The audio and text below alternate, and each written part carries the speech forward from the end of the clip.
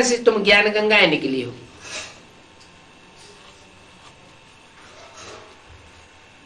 जो भी नदियां निकलती हैं कहां से निकलती हैं?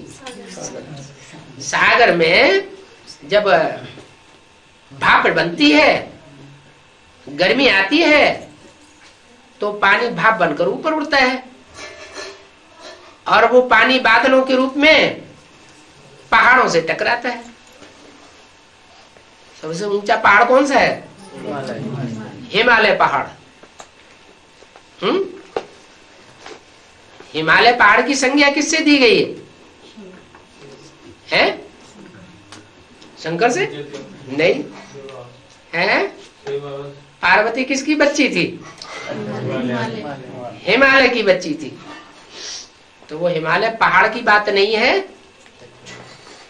पहाड़ जैसा जो अडिग रहता है, हिमालय पहाड़ की तरह जो अडिग रहकर पुरुषार्थ करता है, उसका मानिंद दिया गया है पहाड़। उस पहाड़ से वो बादल टकराते हैं और नदियों के रूप में परिवर्तित हो जाते हैं। कोई नदियां जो है उस पहाड़ से टकरा करके पश्चिम की दिशा की तरफ बहती है, अरब सागर में गिरती है।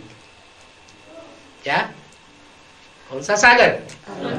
अरब सागर में गिरती है। सागर तो एक ही है, लेकिन फिर उसके 7 नारायण जैसे 7 हिस्से बन गए। तो कुछ नदियां अरब सागर की तरफ ढुर जाती है। क्या? अरब सागर की तरफ उनकी बुद्धि ढुर जाती है, खिसक जाती है, और मामेकम याद की स्टेज से नीचे गिर जाती है। तो जो उधर ढुर जाती है उनका इतना महत्व स्नान करने का नहीं रहता, और जो पूरब की ओर ढुरती है, पूर्वी सभ्यता की ओर,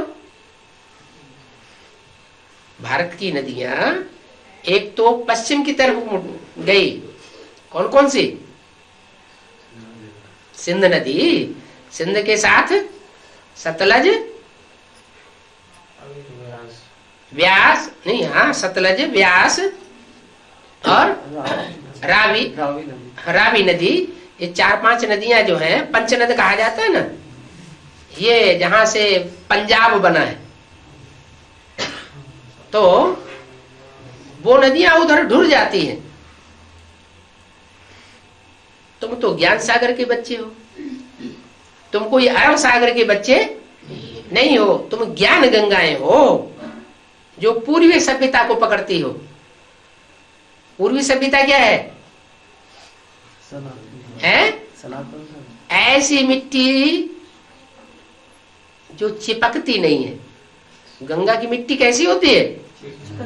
चिपकती नहीं है। माने देह अभिमानी की मिट्टी तो है, देह अभिमानी तो द्वापर कलयुग में सब हो जाते हैं, लेकिन उनकी देह अभिमानी की मिट्टी ऐसी है जो कोई से लगाव पैदा नहीं करती, चिपकती नहीं है।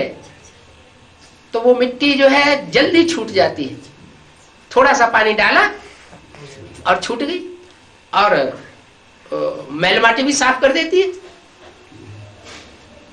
पेट के अंदर अगर कचरा हो तो वो भी थोड़ा साफ हो जाता है, नुकसान नहीं करती।